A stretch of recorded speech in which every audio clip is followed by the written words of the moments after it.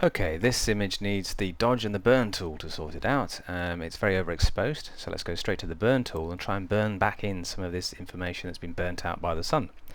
She obviously hadn't got a suntan lotion on when the picture was taken. Okay, so we'll choose to burn in the shadow range.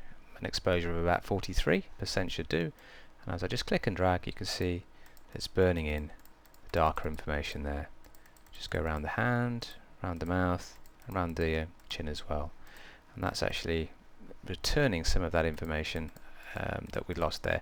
Now at the very whitest parts there is no information there, there's no color information or pixels, so we can't actually burn in information that doesn't exist. But we have, if I go back to revert, you'll see that there is quite a difference there already with the burn tool working. So let's just go to revert, watch this, there you go, it's much more washed out.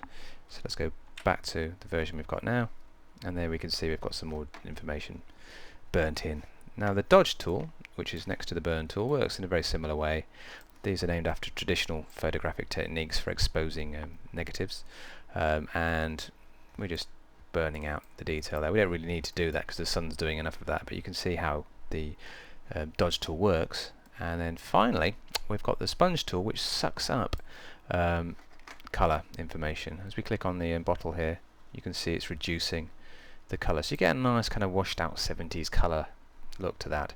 If you want to increase the color, you can change the mode to saturate and spray, and you're restoring the color back up to its normal level again.